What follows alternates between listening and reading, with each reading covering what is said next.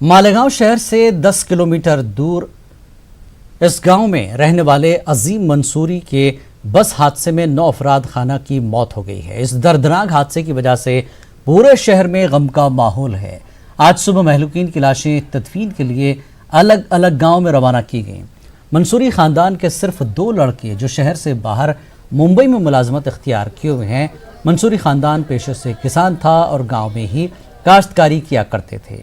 अजीम मंसूरी ने अपने 2 बच्चों को तालीम देकर उन्हें रोजगार के काबिल बनाया था। इन 2 भाइयों में से एक की शादी के लिए लड़की देखकर वो वापस हो रहे थे। रिक्शा में ड्राइवर समेत 10 लोग सवार थे। देवला में उन्होंने लड़की देखी, शादी की तारीख और दीगर उमूर से मुताल्लिक बात करने के बाद खुशी खुशी अपने घर रवाना हो रहे थे।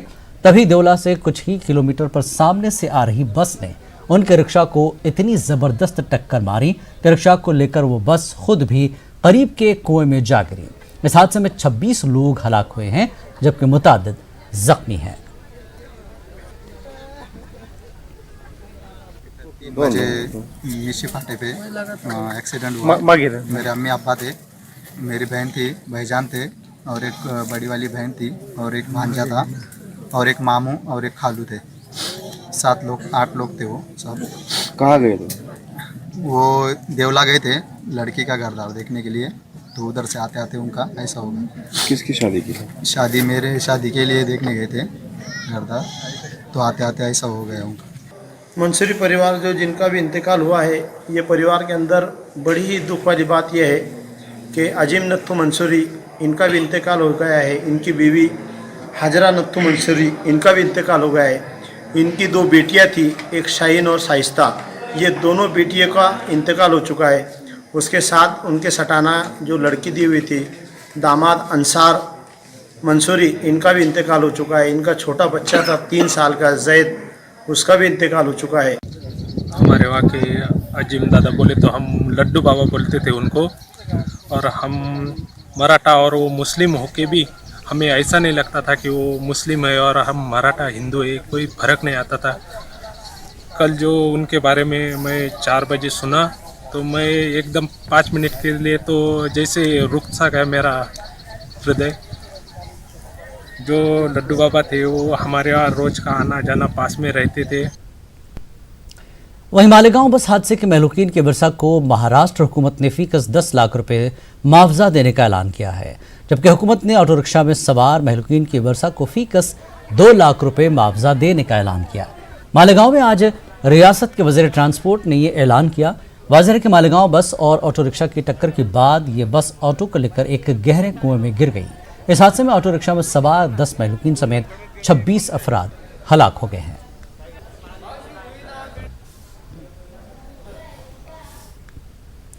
बहुजन क्रांति मोर्चा और मौलाना सज्जाद नोमानी की अपील पर सीएए और एनआरसी के खिलाफ भारत बंद रहा। औरंगाबाद शहर में बंद का 100% असर देखा गया। तमाम कारोबारी इदारे बंद रहे। भाजी मंडी, किराना मार्केट, कपड़ा मार्केट, यहां तक ऑटो रिक्शा और पेट्रोल पंप भी इस बंद में शामिल रहे। ऑटो बंद होने की वजह से स्कूलों में भी तलबा नहीं पहुंच पाए। औरंगाबाद के पुराने शहर में बंद का 100% असर देखा गया। बहुजन क्रांति मोर्चा की तरफ से आज पूरा भारत बंद है और हम बहुजन क्रांति मोर्चा की तरफ से पूरे औरंगाबाद शहर में सुबह से शांतिपूर्ण तरीके से लोगों से ऐलान कर रहे थे।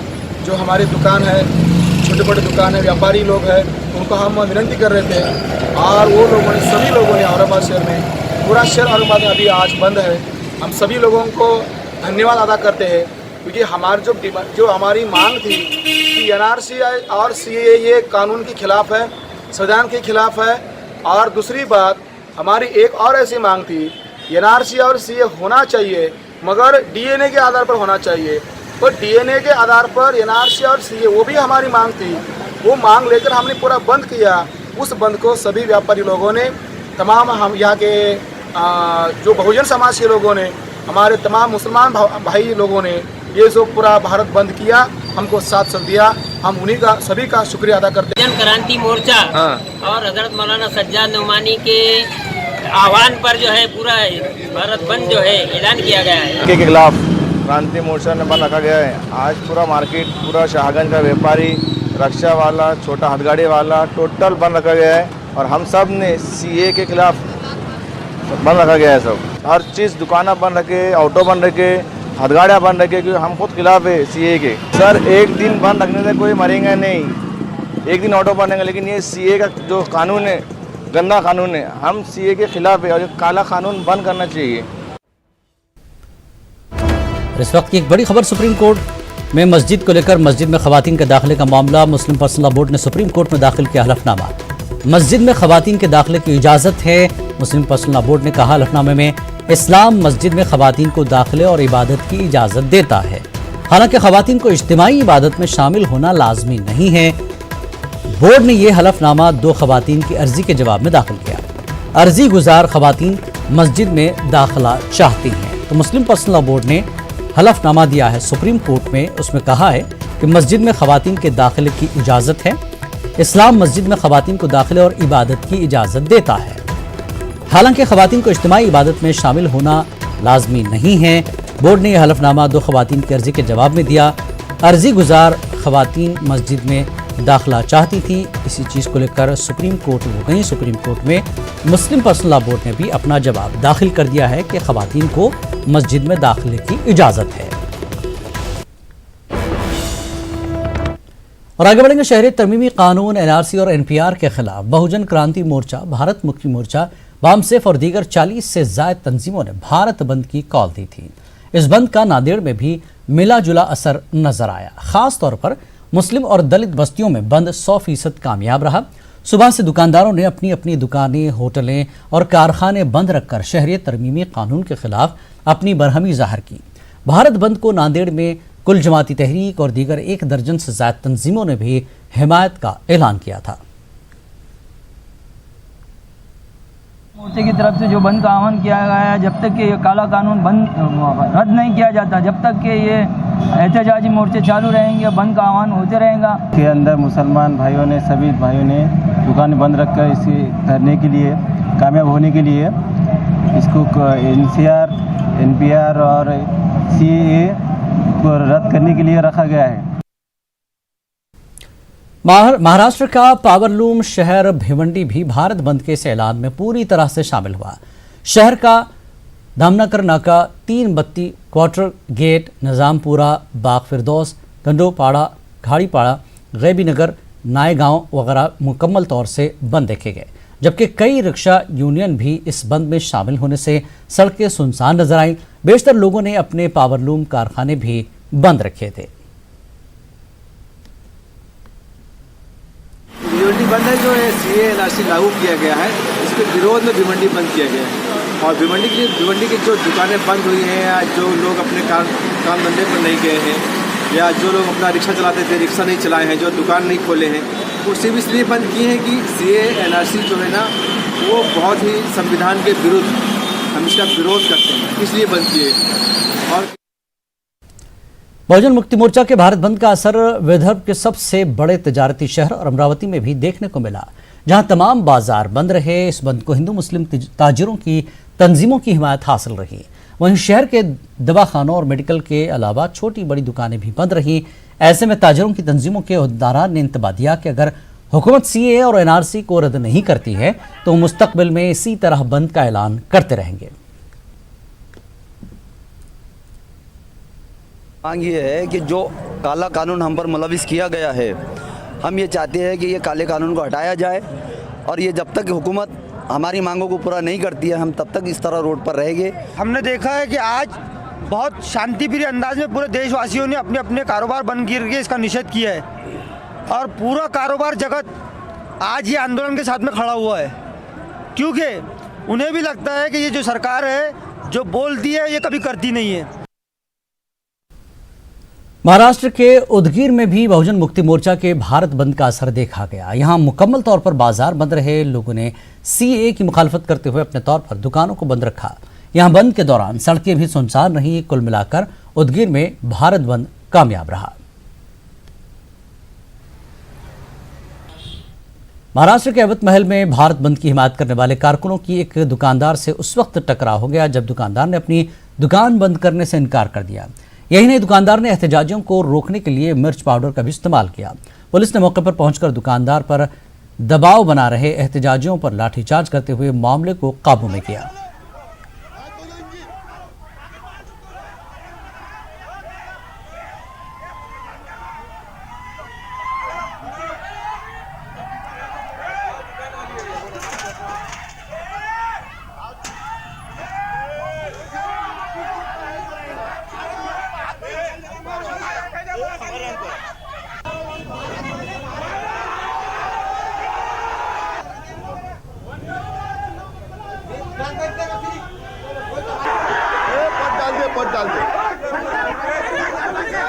हमारी दुकान की मिर्ची की उत्पाद के बाद में पथराव चालू किए। उसके बावजूद मैंने दुकान नहीं बंद करा, फिर मैं भी उनसे उलझ गया। उसके और ये हिंदुस्तान है, हिंदुस्तान में जो रह रहे वो हिसाब से रहने होना। पुलिस ने क्या कार्रवाई की? पुलिस मेरे साथ में पुलिस खड़ा था। पुलिस को मैंने बोला कि ये मेरे आंख पे पथराव कर रहे हैं तो तुम डट के रहो। मैंने डिपार्टमेंट को फ़ोन किया। उसके बाद थोड़ी देर बाद वो डिपार्टमेंट की पुलिस आई और उनको डंडे से वसा, फिर भाग गए सबके साथ। औरंगाबाद में मुकम्मल बंद होने की वजह से पूरा शहर औरंगाबाद के हिमायत बाग में यानी औरंगाबाद के शाहीन बाग में जमा हो गया। लोगों की आमद का सिलसिला सुबह 10 बजे से जारी था। हजारों लोगों ने हिमायत बाग पहुंचकर अपनी शिरकत दर्ज करवाई। वाज़ेह के पिछले 22 दिनों से औरंगाबाद के शाहीन बाग में जंजीरी हड़ताल जारी है। यह एहतजाज दिल्ली के शाहीन बाग की हिमायत में शुरू हुआ। हमारे नुमाइंदे अजहरुद्दीन ने शाहीन बाग का जायजा लिया। औरंगाबाद में भारत बंद का असर कुछ यूँ नज़र आया कि औरंगाबाद का शाहीन बाग हज़ारों लोगों के मजमुए से भर गया। आप देख सकते हैं कि औरंगाबाद में इस वक्त जो शाहीन बाग है वहाँ पे हज़ारों लाखों लोगों का मजमुआ है। ये लोग अपने हाथों में बैनर लिए हुए, इनके पास परचम है, कई लोगों के पास तिरंगा है तो कुछ काले परचम भी लिए हुए हैं और यहाँ पे पूरा शहर एक तरह से उमड़ पड़ा है। इन लोगों का कहना है कि चूँकि आज इन्होंने भारत बंद में हिस्सा लिया है, कोई इनके कारोबार बंद है, इसलिए वो शाहीन बाग पहुंचकर अपनी मौजूदगी दर्ज करवा रहे हैं। ना सिर्फ यहाँ पे मर्द हजरात हैं बल्कि बच्चे भी हैं और ख़वातीन भी हैं। आप देख सकते हैं कि हमारे पीछे की जानिब ख़वातीन का एक अज़ाम है जो बड़े डिसिप्लिन के साथ यहाँ बैठी है और ये लोग सुबह से यहाँ पर बैठे हुए हैं। यहाँ पे स्पीचेस हो रही है, तकरीरें हो रही है, नारेबाजी हो रही है और इन लोगों का कहना है कि हम उस वक्त तक पीछे नहीं हटेंगे जब तक कि सीएए और एनआरसी को वापस नहीं ले लिया जाता। अजहरुद्दीन, न्यूज़ 18 उर्दू, औरंगाबाद। शहरी तरमीमी कानून एनआरसी और एनपीआर के खिलाफ मुल्क भर में एहतजाज किया जा रहा है। इस सिलसिले में परभनी जिले के पाथरी शहर में एक जलसे आम का इनेकाद किया गया। जलसे में मेहमान मुकर्रर की हैसियत से जेएनयू तलबा यूनियन के साबिक सदर कन्हैया कुमार को मदऊ किया गया था। कन्हैया कुमार ने अपने मखसूस लबो लहजे में खिताब करते हुए शहरी तरमीमी कानून के नुकसानात को उजागर किया और इसके खिलाफ चलाई जा रही तहरीक से जुड़ने लोगों से मैं एक लाइन में कह दूं कि हम लोग किसी को भी नागरिकता देने के, किसी को भी नागरिक बनाने के खिलाफ नहीं हैं। हम उस साजिश के खिलाफ हैं जो साजिश एनपीआर, एनआरसी और सीए के द्वारा इस देश में रह रहे लोगों की नागरिकता छीनने के लिए की जा रही है। हम उस साजिश का मुखालफत कर रहे हैं। तो आखिर सीएए क्यों लाया गया है? अभी इसलिए लाया गया कि आसाम में जब 19 लाख में से 15 लाख लोग गैर मुसलमान निकल गए तो अमित शाह को लगा कि अरे यार, तो 50 साल राज करने का फॉर्मूला ही गड़बड़ा गया है। 50 साल राज करने का फॉर्मूला क्या है? फॉर्मूला यह है कि 5 साल ना करो कोई काम, चुनाव के वक्त करने लगो हिंदू मुसलमान, हिंदू मुसलमान, हिंदू मुसलमान।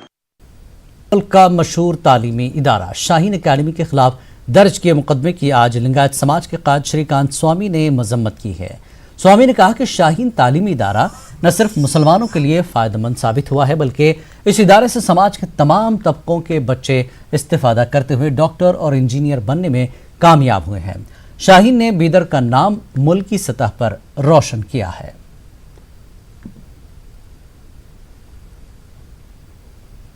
कुछ हुआ है वो नहीं होना चाहिए था, वो हुआ है, उसके लिए कौन जिम्मेदार है उनके ऊपर जो है ना जल्दी से जल्दी कार्रवाई करे।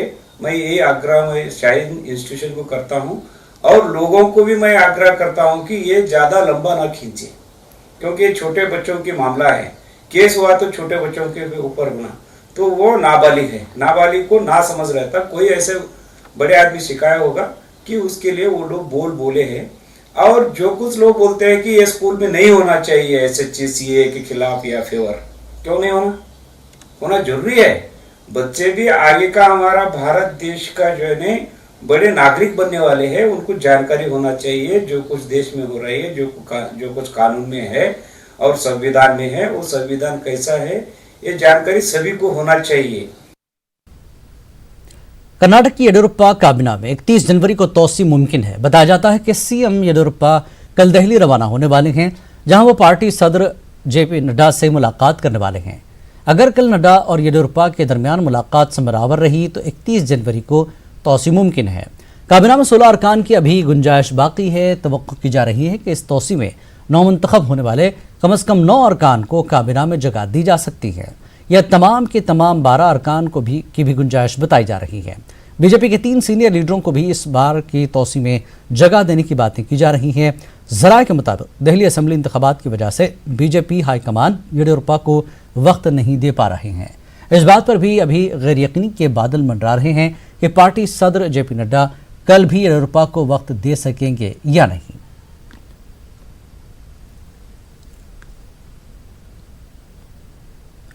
बहुजन क्रांति मोर्चा की जानिब से भारत बंद की कॉल का गुलबर्गा में कोई असर नहीं देखने को मिला। आम जिंदगी मामूल पर रही, सड़कों पर सरकारी बसें और ट्रैफिक भी मामूल पर रहा। तालीमी इदारों को कोई छुट्टी नहीं दी गई थी। शहर के किसी भी तिजारती इलाके में बंद का कोई असर नजर नहीं आया। वहीं दूसरी जानिब बहुजन क्रांति मोर्चा ने एक मार्च निकालकर सीए, एनपीआर और एनआरसी के खिलाफ अपने गम गुस्से का इजहार किया। साथ ही तमाम इलेक्शन ईवीएम के बजाय बैलेट पेपर से कराने का मुतालबा किया। इस देश के मूल निवासियों को नरेंद्र मोदी, इस देश के प्रधानमंत्री और गृह मंत्री क्या बोलते क्या नहीं बोलते सबको पता है, और 2-2 मिनट में उनका स्टेटमेंट चेंज करते। उस देश के नंबर 1 झूठे बोले तो गृह मंत्री और देश के प्रधानमंत्री है। जो भी बिल लाए हैं वो हमारे हित के लिए नहीं है। हमारे को बहुत प्रॉब्लम है वो आगे आने वाले दिन में, वो इसलिए वो बिल हटाने के लिए हम ये सब देश दुनिया में क्रांतिकारी होराट कर रहा है। हमारा देश में बहुत मूल निवासियों का डॉक्यूमेंट्स ब्लड है। वो ब्लड का टेस्ट डीएनए होता है। वो डीएनए का पर एनआरसी होना चाहिए। उसके लिए डीएनए पर आधार पर एनआरसी लागू करना चाहिए। जर्मनी के मारूफ सूफी स्कॉलर शेख अशरफ आफंदी इन दिनों हिंदुस्तान के दौरे पर हैं। बेंगलुरु की मस्जिद कादरिया में मुनक्कद तकरीब में शेख अशरफ ने कहा कि मुसलमान इस्लाम के प्याम अमन, इंसानियत, अखुवत को दीगर मज़ाहिब के लोगों तक पहुँचाए। पेश एक report.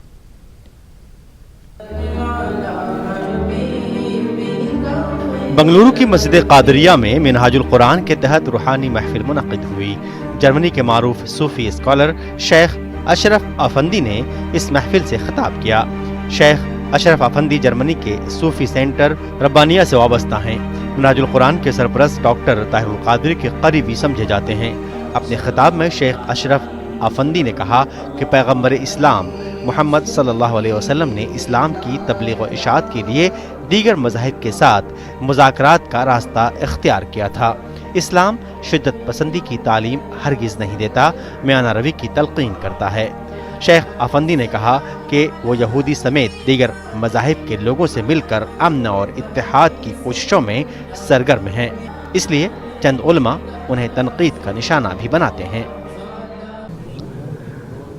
Und das ist für die Schüler und für die Ulema hier beides geltend. Beide sollen, die Ulema zuerst und dann die Schüler, an सुन्नत रसूल फैसhalten। कि सब लोग जो है अपने दीन को सही ढंग से फॉलो करें, और इसके अलावा सबसे पहले बात यह है कि उलमाए कराम जो है उन्होंने इस पर अमल करना है, फिर जो अवामुन्नास है उन्होंने अमल करना चाहिए। Seyyidina Muhammed sallallahu aleyhi ve sellem hat er nicht zu den Götzenanbetern gesprochen? Schnell. Sayyidina Muhammad sallallahu alaihi wasallam, did he not address the idol worshippers? रसूलुल्लाह सल्लल्लाहु अलैहि वसल्लम ने, क्या आप नहीं जानते कि उन्होंने दूसरे यानी जो मूर्ति पूजा करते थे उस ज़माने में उनसे जो मुखातिब होकर बात नहीं किए हैं।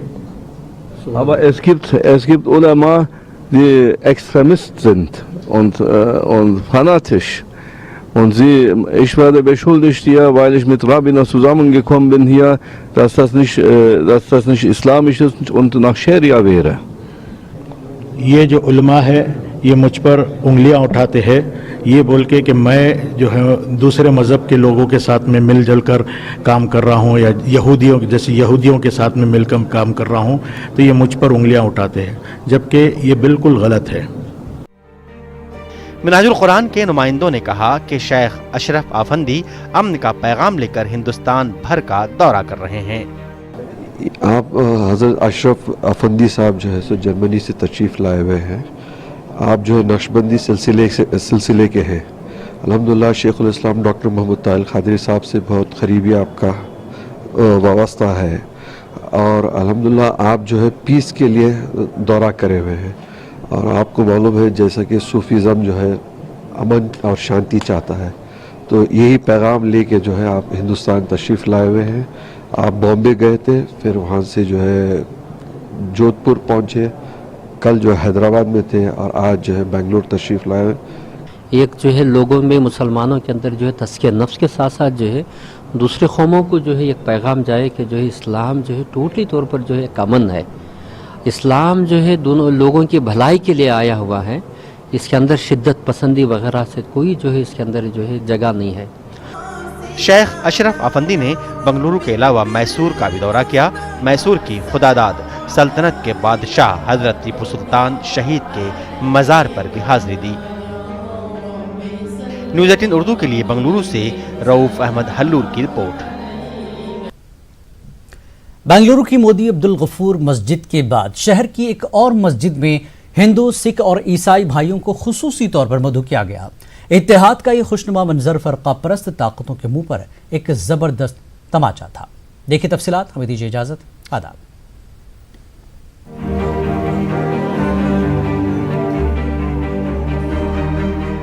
बेंगलुरु के नील सुंदर इलाके की मक्का मस्जिद में हिंदू, मुस्लिम, सिख, ईसाई आपस में हैं भाई भाई का खूबसूरत मंजर देखने को मिला। यौम जमहूरिया की मुनासिबत से मस्जिद कमेटी और मकामी मुसलमानों ने इलाके के तमाम बरादरान वतन को मस्जिद आने की दावत दी थी। लिहाजा इस दावत को कबूल करते हुए हिंदू, दलित, सिख और ईसाई मज़ाहिब के लोग बड़ी तादाद में मस्जिद पहुंचे। इंतहाई अदब और एहतराम के साथ बरादरान वतन ने मस्जिद में अपना वक्त गुजारा। उलमा किराम ने मजहब इस्लाम के प्याम अमन, इंसानियत और इत्तेहाद को हिंदू भाइयों के सामने पेश किया। हमारी इस वक्त ये कोशिश हुई कि हम सबको भी जो है इस वक्त जोड़कर आपस में मोहब्बत को और उखुवत को, भाईचारगी को, ये बात को हम जो है पूरी दुनिया में फैलाएं। तो इसके लिए हमने इस मौके पर इस मस्जिद के अंदर मक्का मस्जिद बाज़ार स्ट्रीट नील संद्रा बेंगलुरु में हमने सबको जमा किया। उसमें तमाम मज़हब के लोग अल्हम्दुलिल्लाह आए थे और सब ने बहुत ही खुशी का इजहार किया। आज के बाद जो है हम तुम्हें चर्च में बुलाएंगे, हम तुम्हें मंदिर में बुलाएंगे, इसी तरह हम अपने प्यार मोहब्बत को हमें आगे बढ़ाएंगे करके वो पैगाम देके गए। और साथ में जो ये हुकूमत को हम ये भी बताना चाहते हैं, तुम ये चिल्लाते रहो इनके पास बम है, इनके पास वो है, तुम बहकाने की कोशिश करो। हम लोग जो है ना प्यार मोहब्बत की वाली बात को जो है ना आम करने की कोशिश करते रहेंगे। इस मौके पर मस्जिद में ही सभाओं के लिए ज़ोहराने का खुसूसी इंतजाम किया गया। बड़ी तादाद में हिंदू खवातीन ने भी तकरीब में हिस्सा लिया। दलित तंजीमों के नुमाइंदों ने हुकूमत से मांग की कि वो CAA NRC की आड़ में लोगों को तकसीम न करें। ನಾವು ಅವರಿಗೊಂದು ಮುಂಚೆನೇ ಹೇಳಿದ್ರಿ, DNA ಆಧಾರದ ಮೇಲೆ ನೀವು ತರೋದಾದ್ರೆ NRCನೂ ತನ್ನಿ, CAAನೂ ತನ್ನಿ, ಅದು ಏನೇನು ತರ್ತಾರೆ ಎಲ್ಲ ತನ್ನಿ, DNA ಆಧಾರದ ಮೇಲೆ। ಧರ್ಮದಲ್ಲಿ ಯಾರು ಏನು ಕಡಿಮೆ ಇಲ್ಲ, ಎಲ್ಲರೂ ಈಕ್ವಾಲಿಟಿ। ಬಾಬಾ ಸಾಹೇಬ್ರು ಅದನ್ನೇ ಹೇಳ್ತಾ ಇರೋದು, ನಮಗೆ ಸಂವಿಧಾನ ಕೊಟ್ಟಿರೋದು ಅಂತ ಹಕ್ಕು ಅದು। बेंगलुरु के नील सुंदर इलाके में तमाम मज़ाहिब के लोग बसते हैं। मक्का मस्जिद इस इलाके की एक बड़ी मस्जिद है। मुख्तलिफ मज़ाहिब के लोगों को आपस में जोड़ने, इलाके में प्यार और मोहब्बत की फ़ज़ा को परवान चढ़ाने की मस्जिद कमेटी की इस कोशिश की हर जानिब से सताइश हो रही है। न्यूज़ 18 उर्दू के लिए बेंगलुरु से रऊफ अहमद हल्लूर की रिपोर्ट।